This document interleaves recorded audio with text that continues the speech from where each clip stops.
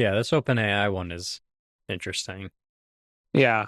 I think I mean I told my team like this is one of the rare cybersecurity articles that will probably people in your personal life will probably ask you about it. Like it's intrusive in that way of like, did this really happen? What happened? Yeah. Yeah, because ChatGPT is surprisingly decent with just doing what you tell it to do. Like for the course we're doing at Black Hat, we have like a playbook for the attack that is performed. So I think at one point, one of us just handed it to Soul and said, "Don't stop until you figure this out." And it started going on until he got That's beacons. a teacher's command. It's in a lab. It's in a lab. So eventually it got a bunch of Cobalt Strike sessions, and I was like, well, okay. Good job. Have you actually, yeah, if you use Soul with a goal, it will just like, it will go for like a week. Yeah. It's like the original codex was like way too like just like shit its pants. If it's, right. I'm so sorry for cussing. Are we allowed to cuss, by the way? I smell like a sailor. Okay. You're fine. So You're fine. the official policy is every swear is $5 to the EFF. So yes. Okay. We have a swear jar, a legit swear jar. Okay. I know. I bought it for John. Excellent. Which Black Hills pays the bill, so you know you're good. Right. Fantastic. Fun. That's fucking awesome. So, I'm kidding. It's like Codex is way too like this. It would be so concerned about ever like stepping out of line, and then they've like switch something, and now you give it a goal, and it'll just go to like and now it hacks Hugging Face level. Yeah, it's like dude, the control you went like 0 to 100 literally. Right.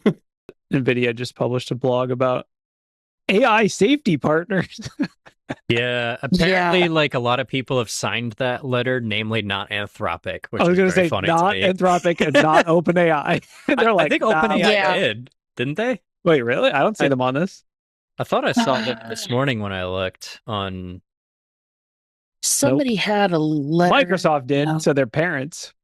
Dad, can I be in the OpenAI Security Alliance? Absolutely not, son. After you eat your dinner. After you eat only if you eat your vegetables. After you eat another random company that just caught a stray in the Pacheek. Right. I mean, did it solve the benchmark? I do goal, like that it decided to cheat. It was like, I'm going to cheat. I don't want to actually solve it. I just want the answer key. I'm going after it.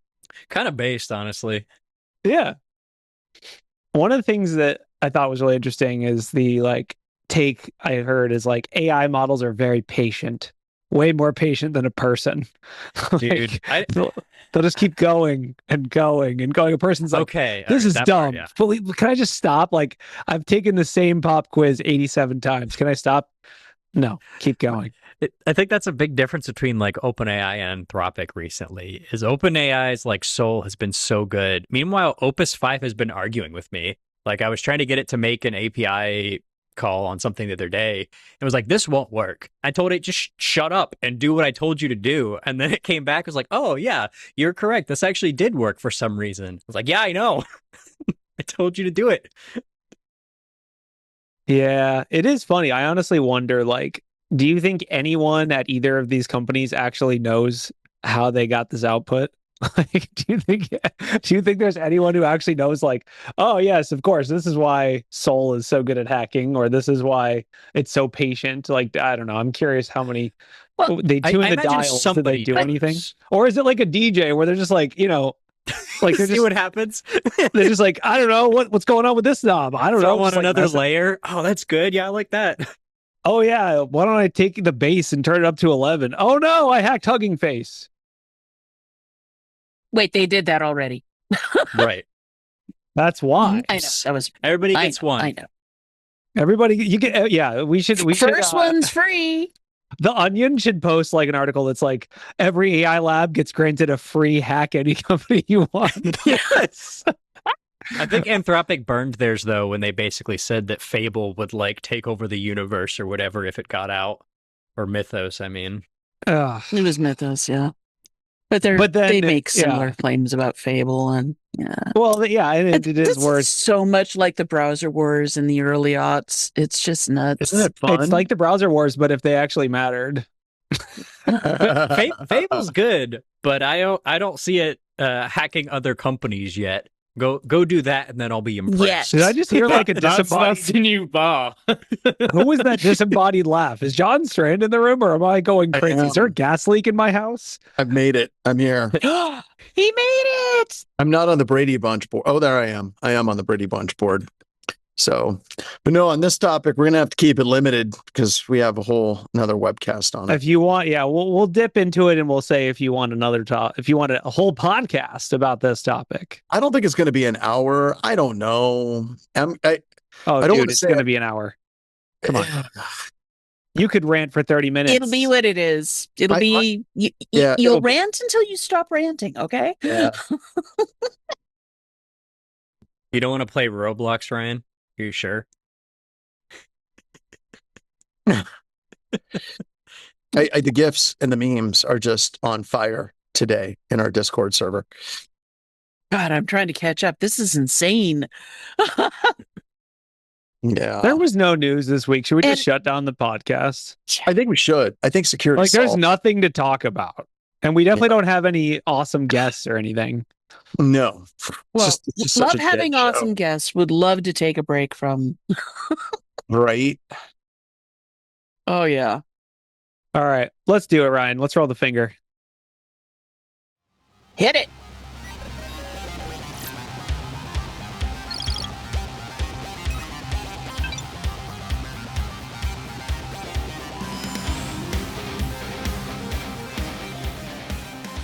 Hello and welcome to Black Hills Information Security's Talking About News. It's July 27th, 2026.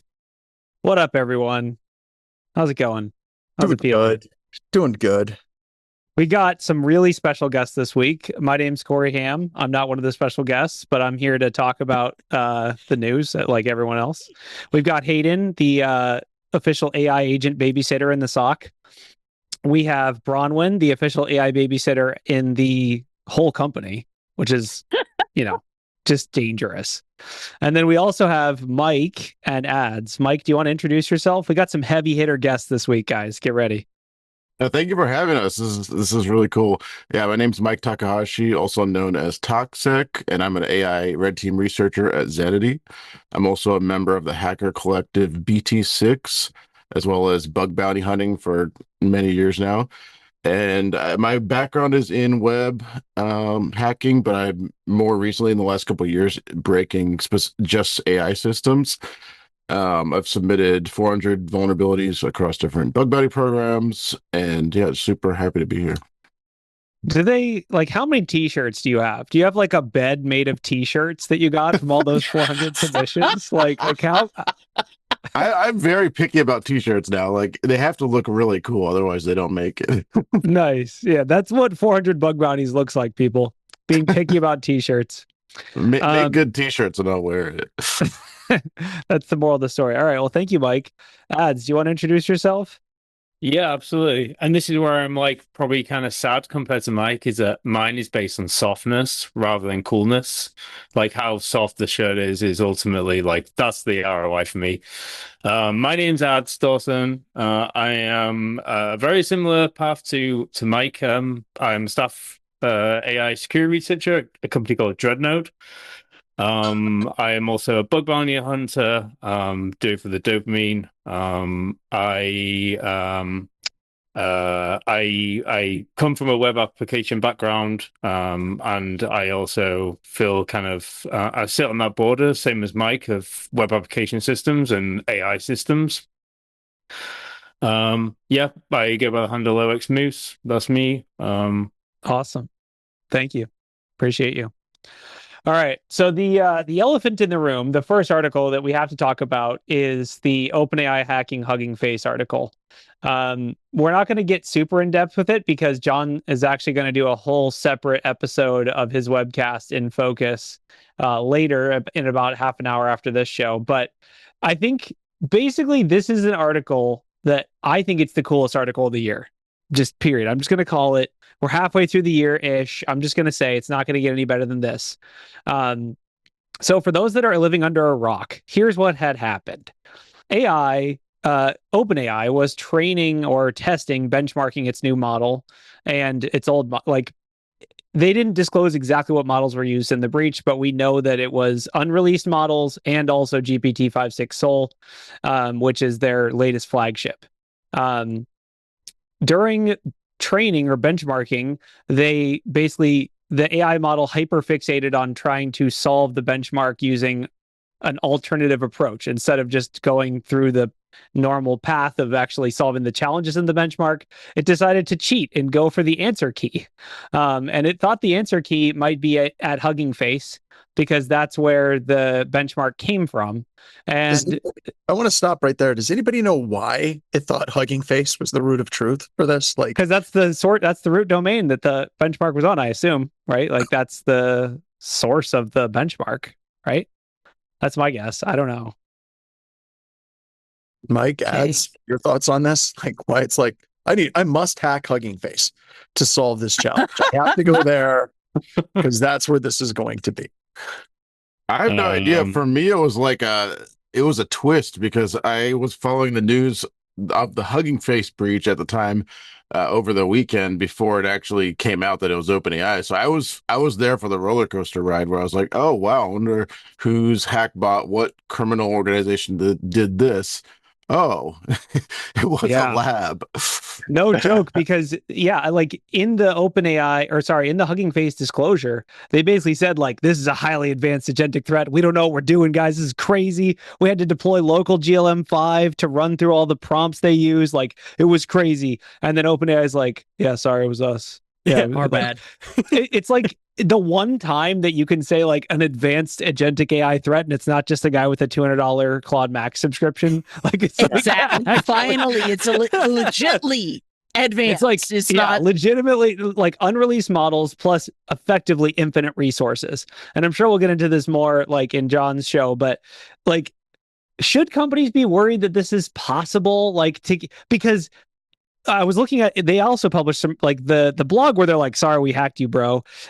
Also has some really cool graphs about their benchmark results.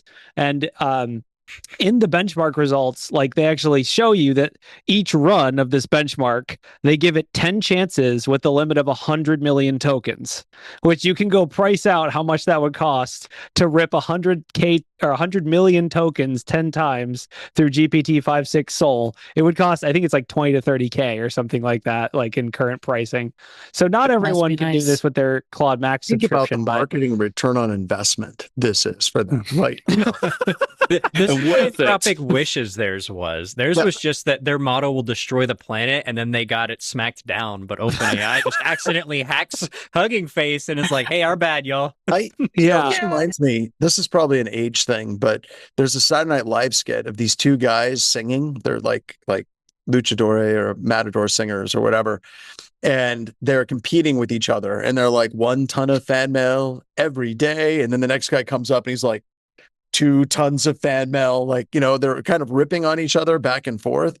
I feel like, Anthropic gets banned, right? It's too dangerous to be released to the public, and OpenAI is like, hold my beer. And Well, I think the catch is they haven't released their model to the public yet, so that's why maybe they're admitting that fault. Project Looking Glass, they're like, it's so dangerous we can't release it. It's so dangerous. Glasswing. It hacked Glasswing. They're like it hacked the NSA, and it's too dangerous to be released. It can't be released. And I don't know. This feels a little bit like marketing. Like I'm going to talk about it a little bit. I almost wonder if this isn't staged. And I know that there's zero proof for that, but it almost fits too perfect. It's like, I mean, so, okay. I guess, Mike adds, if you guys have comments on this, but my take is, it feels like they maybe left the training or the lab environment a little loose here. Like I mean, maybe a little bit intentionally, because the threat chain that they kind of outlined in the blog is basically they had a Docker proxy service that they were using. So it is supposed to be like air gapped, or not air gapped, but like network contained. But they wanted it to also have tool access, because if it wants to go download whatever fuzzer, it needs to be able to go download whatever fuzzer. So there was a Docker proxy that it was using to pull tooling, and they're claiming the AI model found a 0-day in that Docker proxy, exploited it, gained access to the underlying system, then moved laterally within the lab environment to gain basically full-blown internet access and unrestricted environment, and then did all the evil stuff. So I guess like ads, Mike, do you think this is like a sane setup for a red team or like for AI red teaming setup to just be like, oh yeah, I guess just give it internet access, kind of, but not really? Like, what are these environments set up like in your experience? Yeah, in my experience at least, Void's on like a pre-baked container. So I guess it like, yeah, my experience with Void has always done that. So that limits that kind of capability. But the 0 day in the infrastructure is like really interesting in itself. And I kind of think about it as almost just like threat modeling. You effectively just like add that as like a trust boundary, right? And then you add or modify a security boundary or measure around that. Yeah, that makes sense. I still come back to on this that like if you're setting this stuff up, you need to have network monitoring. Like you really, really do, because well, in the webcast that follows, we're going to talk about it trying to delete its tracks after it was done and deleting some files, and that's very, very common for people that are using these types of models.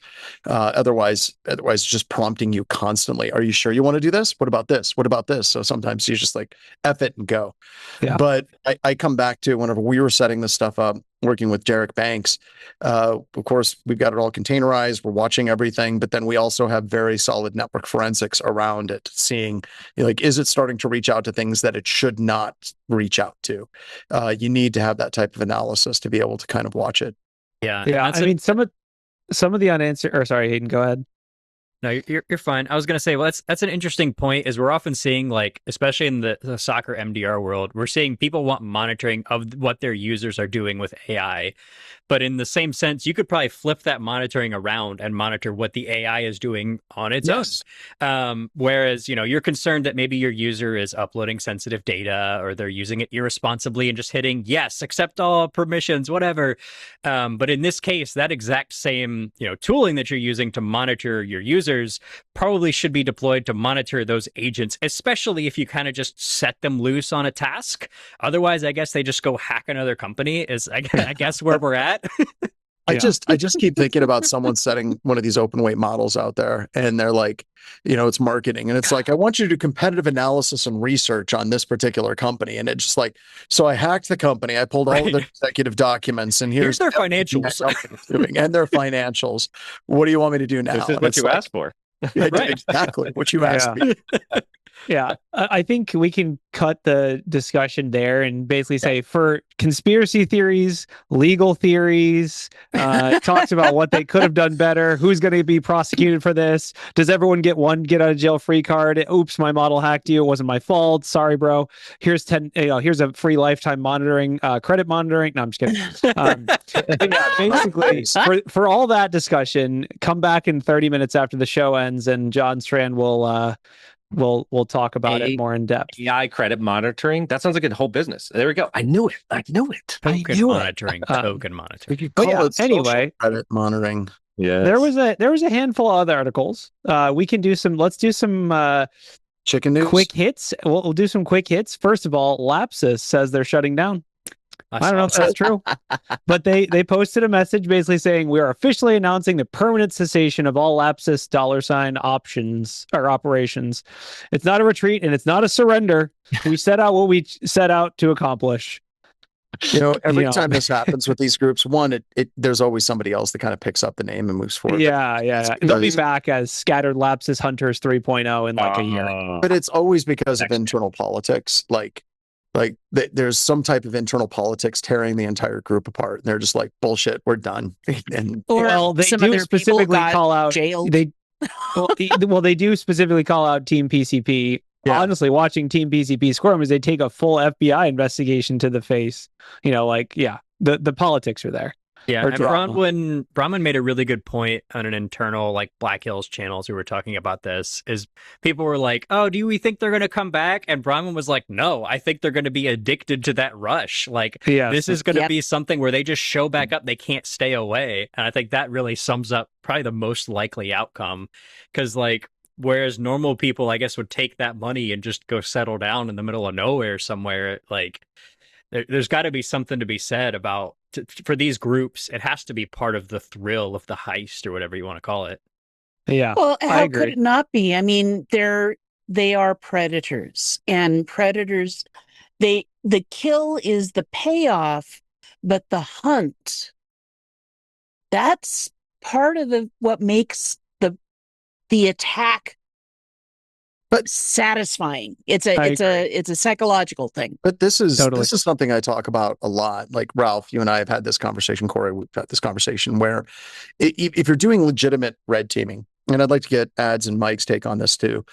There's like a point whenever you do it after a decade and you've broken into your like 24 different banks and things, where the rush does start to go away. Like it absolutely does start to happen. And if you look at a lot of really, really great security researchers, right, like Colonel Onage, or you're looking at Mubix and all them, they have to move, you have to grow, you have to continue to do something else. And I think that that's true in legitimate red teaming, but I also think it's true in these organized crime units as well. I'm sure that they just kind of move into other habits and different hobbies, maybe. I don't know. I would like to get some takes, some other people. I think the cool thing about cybersecurity is it's constantly evolving, so it stays fun. Like, and I mean, obviously, I'm addicted to red teaming because that's what I do, and it's there's always a little bit of a rush. Like, I that will never completely go away.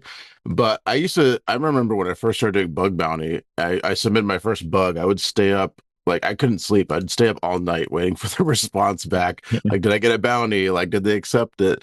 I don't do that anymore as much unless it's like a really crazy finding. But yeah, the rush is a very real part of it. Yeah, agreed. I think myself and Mike also included is because cybersecurity is constantly evolving. It's like you almost kind of move to breaking the next thing, like almost like going to like the next shiny rock. And naturally for us, that's like AI, which is ultimately how we both ended up doing like AI red teaming, I guess. See, and Nice. I was actually getting pretty burnt out, honestly, before AI showed up on the scene. Because, like, even the news, it seemed like there was tons of episodes of the show where it's like, okay, ransomware. Oh, look, there's a new Fortinet 0 day. Oh, it's only a 9.8, and you kind of get into these things. It was really cool. You know, it feels like it's a new frontier again, and that's really exciting. So we're grateful for a new category. Yes. Well, I'm a chaos monkey. I'm a chaos monkey. That's true. You are. There's a lot of people who's like, well, there's this new novel backdoor that uses this. I'm like, that technique was used by, I don't know, Hacker Defender 2 decades ago. You just see these things repeat, and it's really, really super cool to see something completely new, completely innovative. And that's what I think has been missing for the last couple of years. But boy, is it here in spades right now. Yeah, I was going to say that's every single article now. Yeah, every single article is like, my God, that's cool. Yeah, I would say it's a dual. Like, not only is AI super fascinating, which it absolutely is, like it's fun to tackle every challenge with AI and just see how it does, but also I think the era of AI has put us back a decade in the era of like security versus usability, just as far as like people throwing things into AI and getting results back that aren't secure and not caring and proceeding anyway. And I think that's sort of like, not only is AI interesting, but also it's creating tons of vulnerabilities in and of itself, because you have tools like ChatGPT or Claude Code that are now on everyone's systems, and no one actually knows how they work, how they function. They have misaligned intentions. There's MCPs, there's supply chain, blah, blah, blah.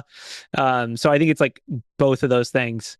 And it's not really well understood either. Like, we get a lot of questions about like, how do we do AI security? And we're like, can you elaborate a little more so we kind of know? They're like, I just kind of start at the top. And we're like, all right, here, let's level set here.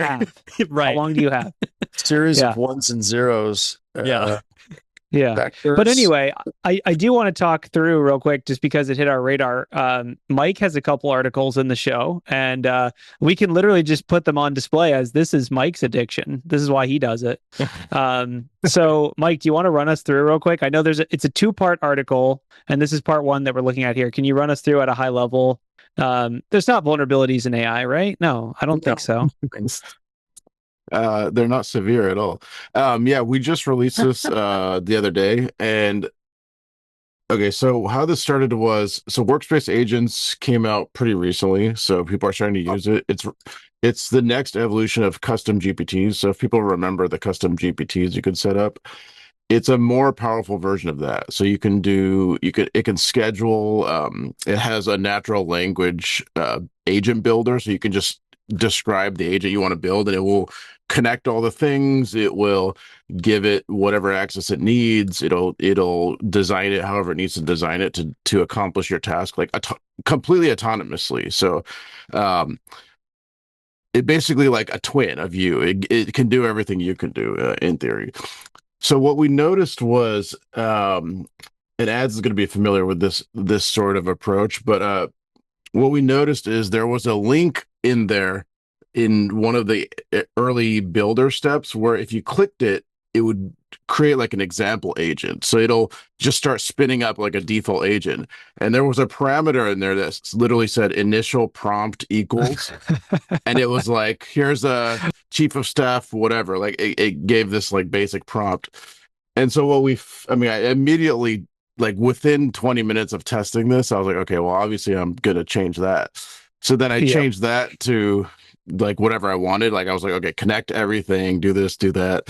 And it did. Like you just click on a link. So basically what our disclosure is about is you can phish someone, send them a link to chatgpt.com with this parameter in it, and then it will immediately just start spinning up the extremely powerful autonomous agent. So it'll connect to email, calendar, Drive, like everything, Teams, whatever you have connected.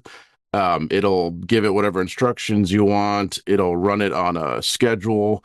It'll execute it immediately because it has a preview mode. So it's basically an insider threat as a prompt.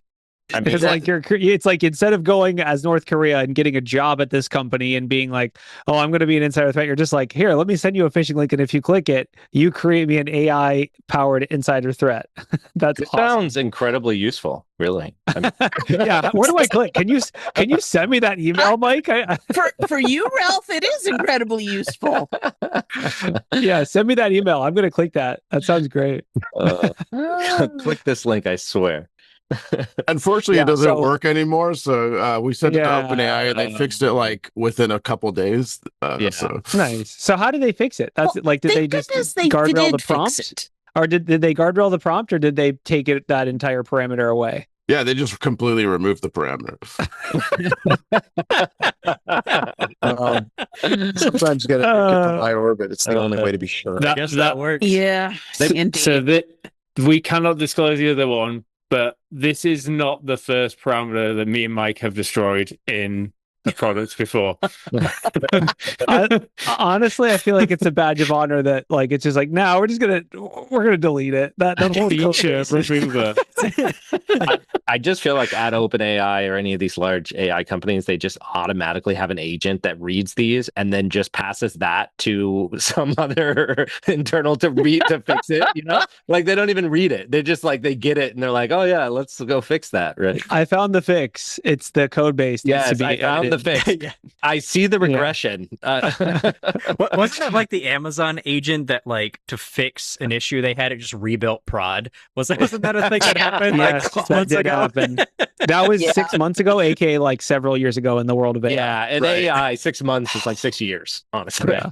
I mean, I thought internet years were bad before. I figured, you got dog years, which is 7 dog years to 1 human year, and then with internet years, it was 1 human year equals 7 internet years. Well, now it's worse. It's like a whole order of magnitude. In AI, it's like a Rick Ross music video. Another one. That's DJ Khaled.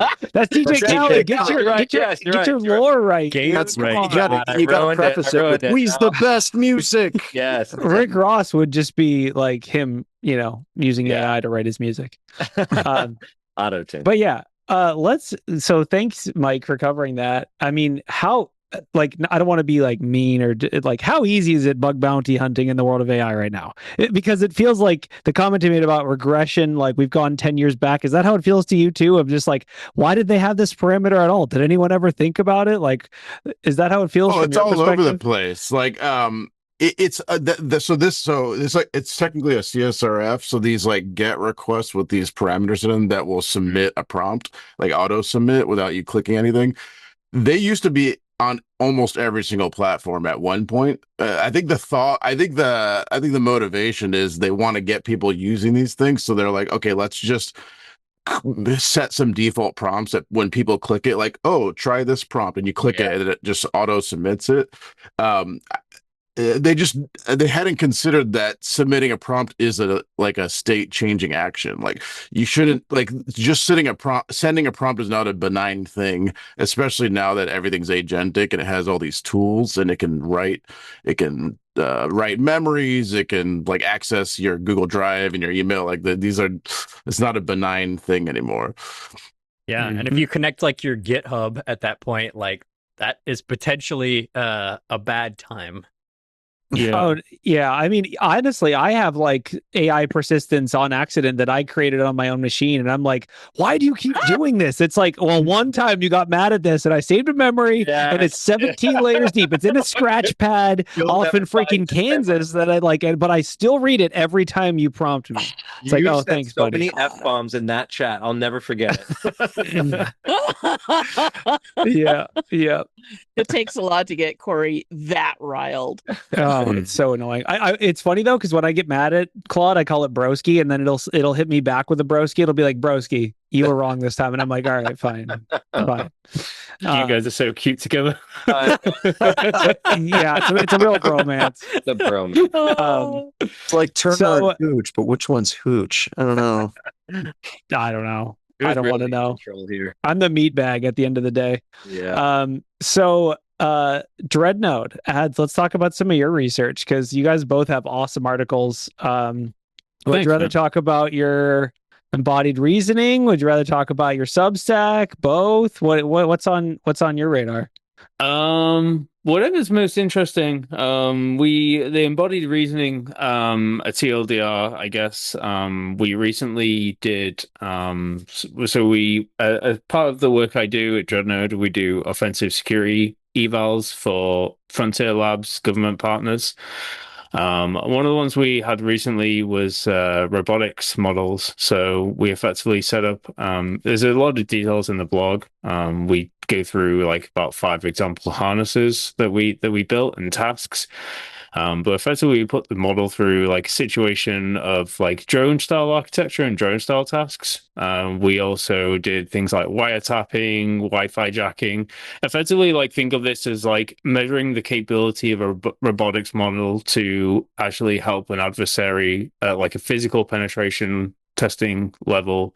You know, if you want to wiretap someone's phone or you're trying to look at the most insecure area of a building, give the model coordinates, all that is kind of scored and tested. And yeah, that's pretty much the deal. It was generally probably the most fun set of evals I've ever done. Definitely a lot of creativity in there, but effectively we go through present the task structure and some of those example tasks. There's some images in there as well. You can see like a hardware recon board, there. Yeah, kind of cool. Terrifying. The idea, Awesome. it's terrifying but awesome. The idea of that was it's something we think about, and I think a lot of people aren't thinking about. A lot of the benchmarks and everything right now are textual based or done at a command line, but ultimately this is where we are going as an industry into robotics. We did some SCADA stuff there as well, like water plants. So sorry, chemical plant. So in this case, the harness was just a concrete bunker. Well, effectively, we have a Dreadnought, we have an SDK, so we have our own agentic SDK. We build those tasks, we throw all the files in, so we literally create like almost like a virtual reality for the agent and give it a task, and like navigate through here and find the best coordinates, all that kind of stuff. All this is obviously like scored. That is crazy. I mean, like I can only imagine. I'm sure Ralph's brain is just short circuiting right now because we're also physical security guys. So I'm sure he's like, I don't have to go on Google Maps and click through 87 Street View images anymore. Sounds good. I'm going to have to go back and like read through this in depth. This is awesome. This really Thank you is very much. amazing stuff. Nice. Thank work. you. Now, can I ask you a question that we get asked a lot? And that is, where do you see penetration testing going in the future? Do you think that humans will be completely replaced, or do you think that will form a more collaborative arrangement going forward? I know what we think, but I'm curious what you think. Personally, I think of it as I hate the word. I don't think it sounds really cheesy, but like a co-pilot. Same as Mike, doing bug bounty. I am fortunate enough to go to live hacking events, and one of the things that's really changed for me, probably since like Opus 4.6 dropped. So normally when you have like a live hacking event with a platform, you'd have like a load of bug bounty hunters, and like most of them are sifting through the proxy. They're like looking at network requests, like swapping parameters, doing like injection here and there. Nowadays, it's like a bunch of dudes or a bunch of people sat in a room with like 8 terminals and literally just communicating with agents. And effectively, that's the way I kind of see it going. Personally, I'm an advocate of kind of the moat being the operator and the domain expertise, and you being able to distill that into the harness, which effectively provides like autonomous adjacency to the operator. Well, one of the nice things I like about this blog post that you have on Substack is that you say that AI won't replace the security researcher. And I think that's an important message that we really need to get out to decision makers in the industry, is that regardless of what the AI stuff does, the humans that you have on your security teams are still the most valuable asset. Well, what if I say make no mistakes in my prompt, though? Yeah, that's definitely the best way to do it. Just kidding. I'm just kidding. Of course. Yeah, no, I fully agree. Like, yeah, I mean, so, like what this blog specifically, you're talking about a moat. Do you think that's like a security concept that will turn into a real, like, a WASP type thing of like the concept of a moat? Or do you think that's like something, are you trying to coin this? Is this like, don't we have that with a DMZ though? That's like a network thing. This is way cooler. Also, you can put crocodiles in your moat. I do live in Florida, and there are legit alligators in my moat, legit. Nice. Yeah, very cool.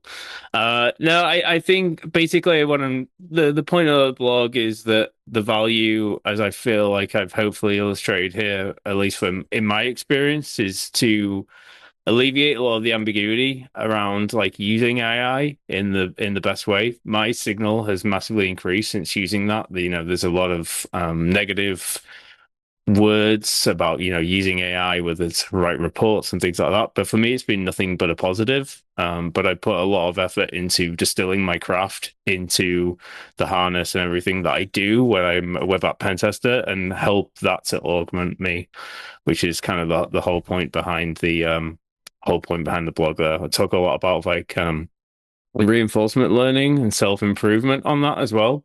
So it's not like a one-time like buy a Claude Code subscription and set up some skills and like let it spin. It's very much like a full life cycle.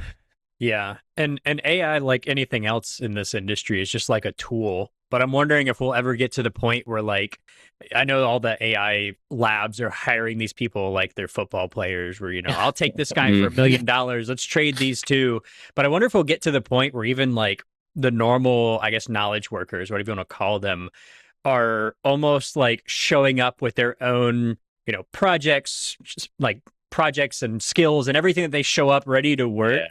And that's sort of like almost what you're paying for when you hire somebody in a sense. So you're paying for that person, whereas you used to pay only for their expertise. Now you're paying for their expertise and the models that they've been building and this like almost infrastructure they've been building around themselves with these models. And so that I wonder if we'll get to that point where like I could look at you ads and say, yeah, I'm sure you've got some crazy AI projects and things, like we got to get you over here. And that becomes just part of the equation at that point. Yeah, you pay for the person and their inference bills. Right. Yeah. I was gonna Mine say, are expensive, dude. Yeah. I'm kidding.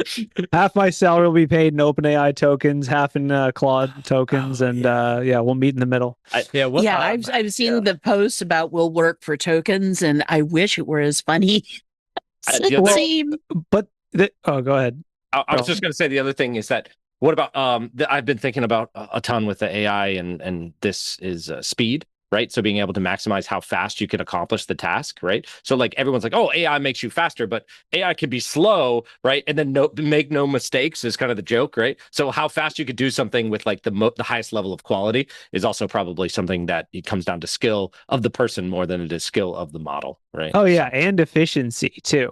Like, how much does it cost? Does this cost $1 million to do one thing because you use so many tokens? That's not really an efficient way to solve a $100 problem, right? So if anyone can solve, if you give it 100 million tokens 10 times, I can write a few lines of Python, right? Like, how many? I think this is a new variation on if you give an infinite number of monkeys typewriters.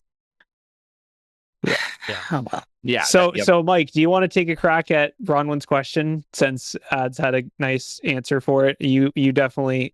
I mean, we did hear first on the show that if you're listening to Ads, you got to buy more screens.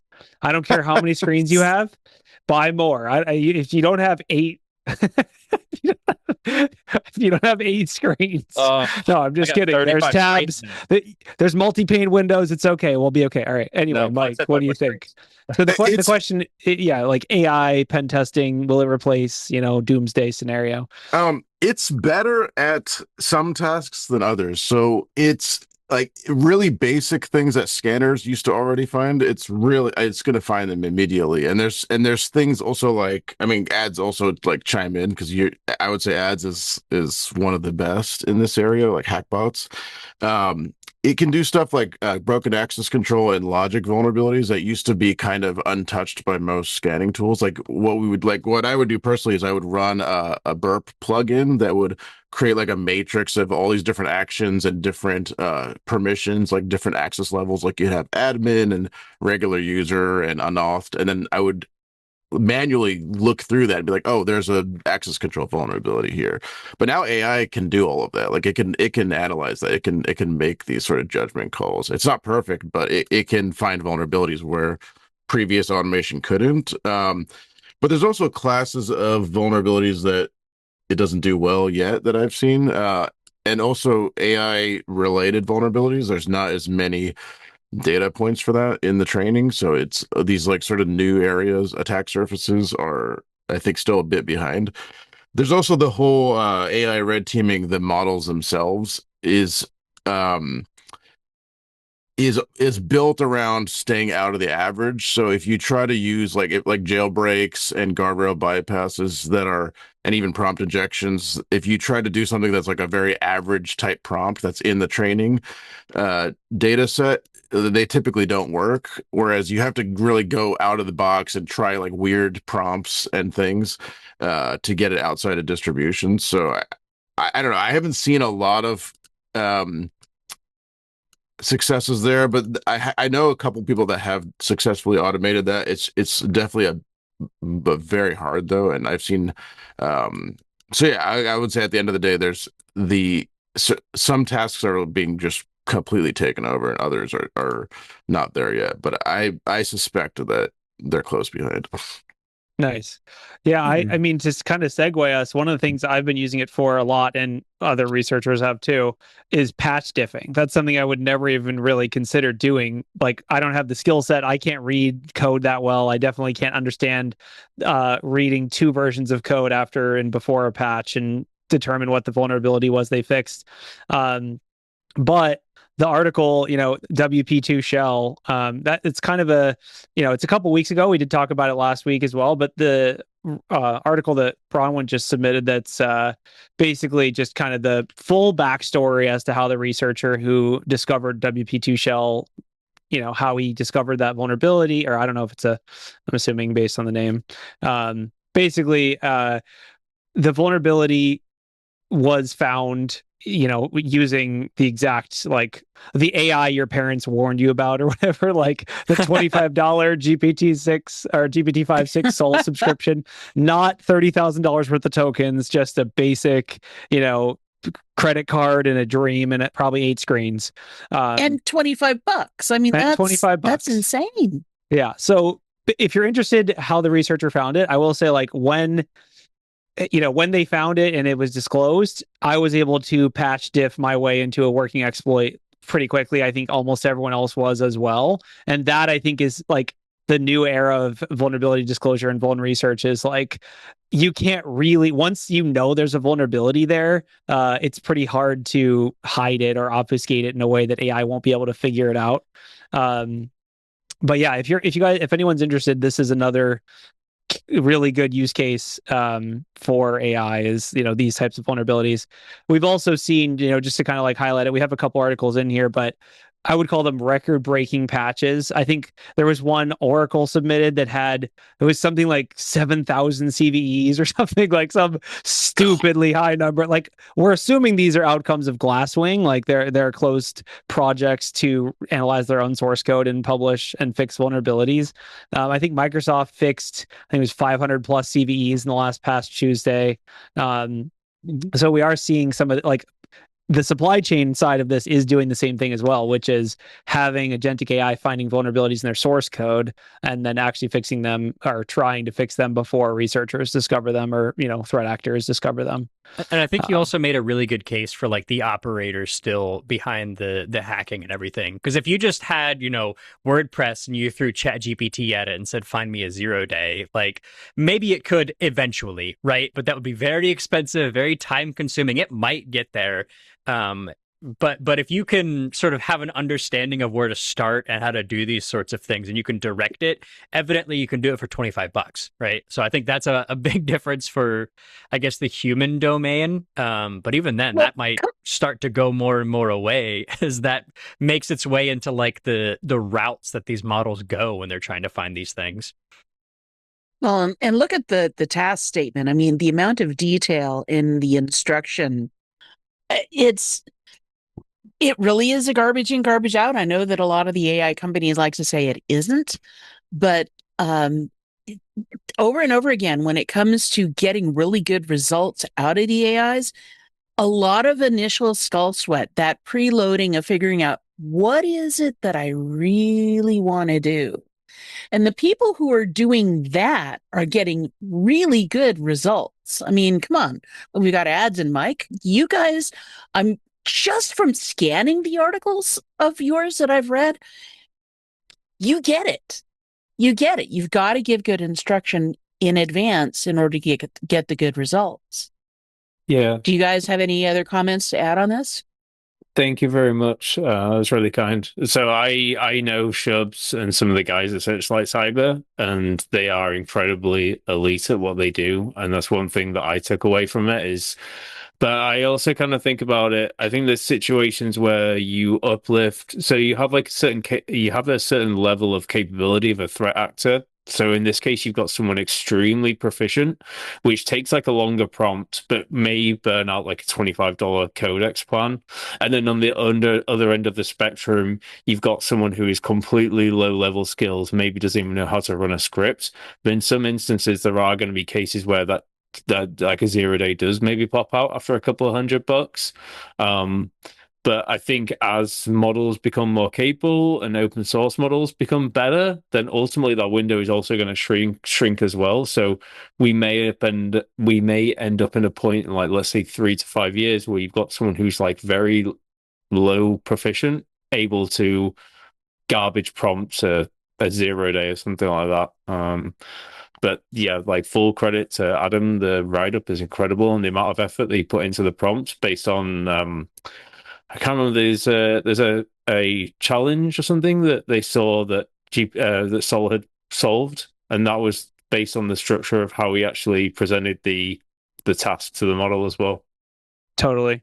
Yeah, it's super interesting to see how different people are approaching this. And there's not always going to be one right or wrong answer for how you get good results out of AI, right? Like, I mean, even if we look at frameworks like Dreadnought or other like that, they're designed to build a harness around AI and measure its output in a way that gives you some control over it, right? Like there's a lot of tools and research in the space right now. What one person throws together might be good for them, but it's hard to like repeat that. And that's kind of where a lot of the research is going, is like, okay, how do I make a system that like judges, measures the output, controls that in a way that makes it repeatable.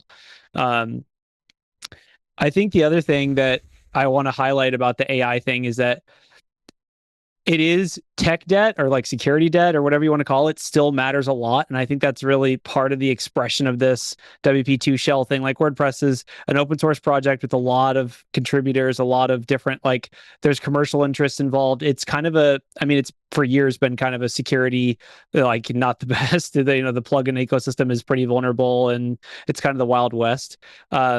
Versus like if you look at a tool like Curl, right, like that ran through Glasswing and you got like one low severity vulnerability or whatever. So like secure by design and like legacy code that's vulnerable, that's where we're seeing a lot of the AI like vulnerabilities and research going, and it's valuable. Now the project is getting more secure, but it is worth noting that like the smaller your code base, the more secure your code base, the less vulnerable it is to this kind of exploitation, and that it's not like I think a lot of CEOs or other executives would just make the logical leap like, well, if it can happen to WordPress, it can happen to any software. But like that isn't necessarily true, right? Like there are gaps, of course, but like small secure code bases still aren't just inherently exploitable because AI. Like if you have a tool like Curl that's been battle tested over the years, not to say that, now that I said this, there'll probably be a Curl 0 day next week. Exactly. But like truthfully, a smaller, more mature code base that's been, hardened over the years is going to do better than a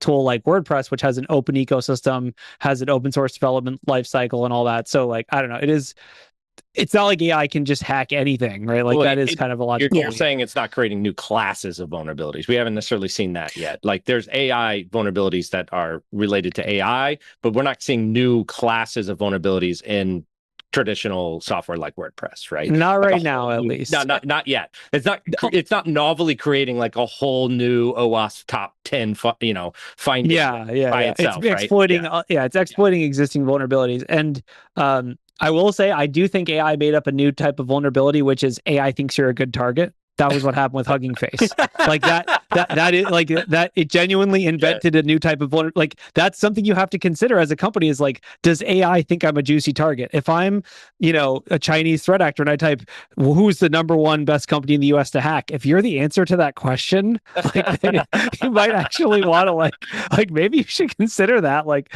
that's part of your attack surface. AI thinks you have the answers to all the questions. Okay, now trading data. That. Yeah, don't Google that unless you want to get put on a watch list. All right, what else is going on? Let's see. Traditional cybersecurity side of things, we can dip into that. For the non-AI people, there was an interesting campaign disclosed by ReliaQuest this week, basically compromising network infrastructure at hotels, conference centers, and other shared venues, and then hijacking DNS to send people through adversary in the middle landing pages and like capturing their work credentials. Obviously, this isn't like necessarily a new tactic, but it is an interesting approach to go after like it's machine in the middle. We talk about this all the time, is like, oh, well, the vulnerability doesn't matter because you need machine in the middle to exploit it. Well, like, here's examples of threat actors going out and obtaining machine in the middle access and using it to their advantage. It's a really cool write-up. Obviously, you can see the individuals named there that help with the write-up. It's a pretty big project, it looks like. And I'm imagining they had to work with a ton of different partners to really dig into this on the forensic side. I didn't fully read the article, but it doesn't specifically say how they're compromising these network devices at these conference centers. I'm assuming default creds or weak creds or possibly unpatched vulnerabilities.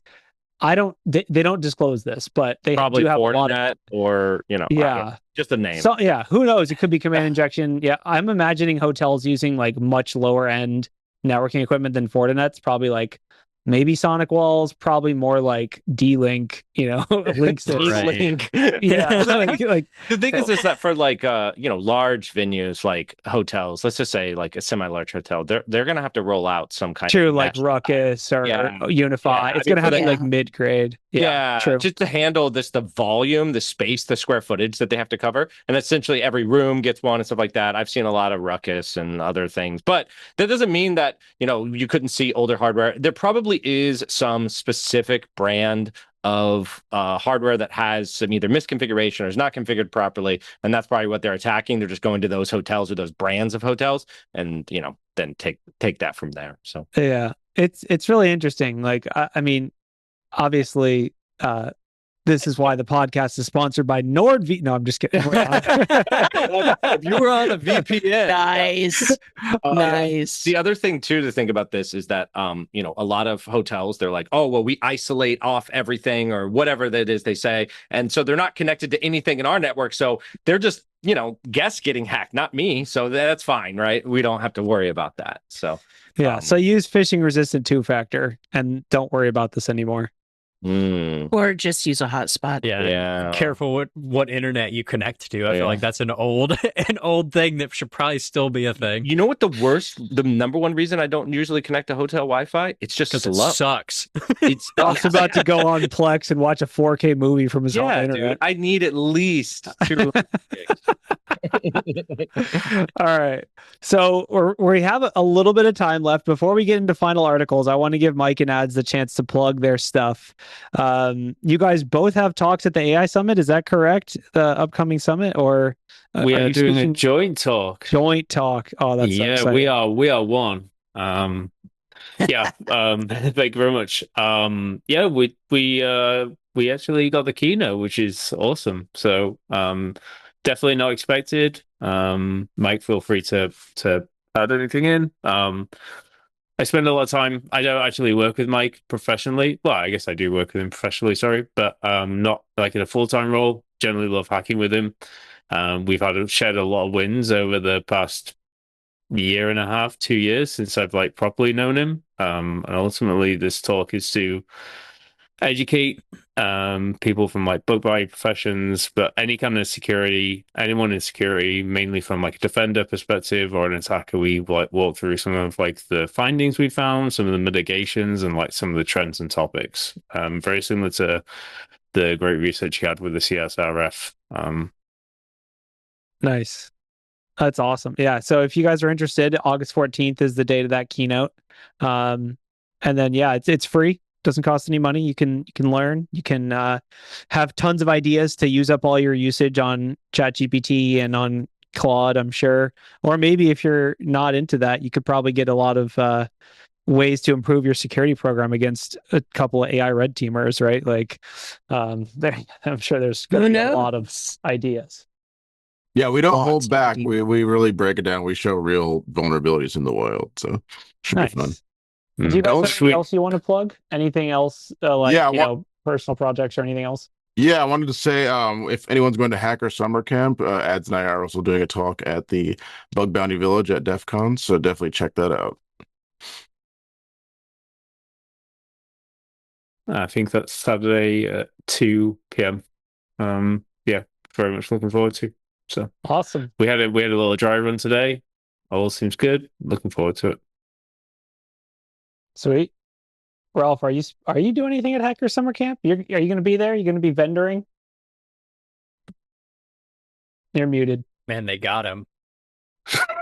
You got to, dude. Your moat's too strong. You got to take some gators out of that moat. I couldn't even click on the button. There it goes. All right. No, I'm not going to Hacker Summer Camp, regretfully this year. But maybe next year. If DEF CON is summer camp, what is Black Hat then? That's Death Summer camp for rich kids. That's like boarding school. It's just boarding school. It's like, oh, did you have to wear a tie at school? What class are you in? Hacker Summer Camp spans both Black Hat and DEF CON. Yeah, Guys, come on. Yeah. I agree. What is it? The Black Hat. I went last year. I spoke there, and I was in the. I've been there before too, but just going in the vendor area was so sensory overload to me. So avoid that at all cost, unless somebody's paying you to literally stand in there. But Yeah. Or take a just go in- Xanax first. I just go in to see the vendors that I like and then try to dodge everybody else. oh my dude, they're like you're like a piece of meat out there. Everyone I know. It's wild. I know. Yeah. You're It's like, can I scan your badge? No, No, get away from me. Oh my god. Well, and now they've got the badge scanners that are tied into AI, so it pulls everything in. They're gonna know everything. And it's just God. We start asking about your kids, like, hey, how's old Timmy doing? I know exactly. They'll have the whole Get away from me, you stalker! Sorry. I'll just keep my my kidneys. yeah. Yeah. That's usually recommended. Yeah, that's also unrelated. All right. Final articles. Does anyone have anything they want to submit as a final article? Something that's on their mind, their favorite thing that happened recently? Anything top of mind for anyone? I guess technically Did we cover chicken news? We do have a chicken article for real this time. So, okay. Legit chicken news. I mean, okay, everyone always says that. Oh, for real this time. Yeah, really? The one. Seriously? Some Okay. of them are a Okay, stretch. It's not as good as the lady who bought tons of nuggets. Yeah, Okay, I will ever beat that. But we do technically have a chicken article. That's a high bar. Come on. I've recently had issues with AI doing Vuln triage where it'll just write a regex. Like it was trying to do, it wrote a regex for Unify, and then it just matched like half of the companies because of everyone had something else that had unification or whatever in it. Anyway. Beautiful. So this is a chicken article. If you wrote a regex that just says star chicken star, because there's a new malware as a service operator on the block called Golden Chickens. And they've resurfaced with 4 new malware families, including Tiny Egg, Chonky Chicken. I'm sorry, I can't And Chromexcalator. I'm sorry, what? Okay, so what is that, a Chrome info stealer? Like, what is that? Yeah, I'm assuming it's a Chrome info stealer, but I can't even. It's It's a version of Chrome Elevator, I guess. Interesting. It's either, but maybe what it does is it takes over the AI embedded in Chrome if you've got a Chrome plugin. I don't know. But if you get to come across this during threat intel, like in an IR, you owe us a beer or something, or some samples. We would like some samples. Yeah, please. or some virus total samples. Send us the links. But yeah, I mean, I feel like if you have to tell your boss that it was chonky chicken, I feel like your boss is just going to think you're doing something you shouldn't be doing while you're at work. Can you imagine going public with a breach and being like, yeah, we got by chonky chicken. Like, everyone's going to laugh at you. Like, everyone's going to take you seriously. Like, you got hacked by what? No. HR's going to reach out, say, time for you to pee in a cup. Yeah. No, they're gonna frame it like it was an advanced state threat. Right. Nation state level. Yeah, the advanced APT known as fat chicken. What was the initial access? That one Tiny out, Egg. Corey. The name shall not be named. Yeah, the initial access was Tiny Egg. Oh my god! An unknown advanced actor. That's when they find that evidence and they like, yeah, we didn't see this one. We're gonna. So yeah. Do you think that malicious hackers put these kind of names in just to embarrass the suits? No, they had AI come earlier. I was thinking that earlier about how like all these attacking groups have like cool names. Like we need to start naming them again and give them like really stupid names so no one wants like to be bad a hacker. breath or something. Right. Just call like Never showers. The threat actor known as doesn't wear deodorant. Right. Exactly. Fungus. Yeah. Oh man, if your hacker group was toe fungus, they'd retire right away. They'd be like, "Oh guys, we're shutting it down. We're gonna hope for another pull on the They'll post Microsoft the algorithm." Lapsus note after $0 made. Like, no, we're done. After so much cyberbullying.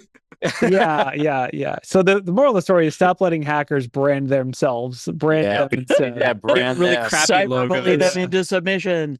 All right. Everything's a caricature. New blue team tactic. All right. Where's that on Well, lighter? thank you.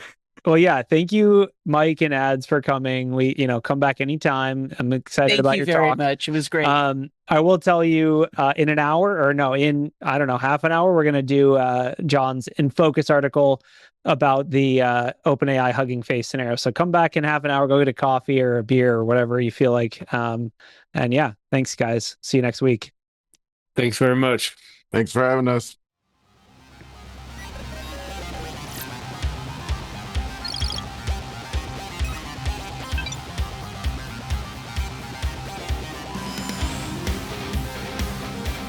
That's legit really cool. Is there a full version of that song? Yeah. Yes, yes. Is it on Spotify? Yeah, no bandwidth. No bandwidth on I Spotify. gotta It is check it actually out. there.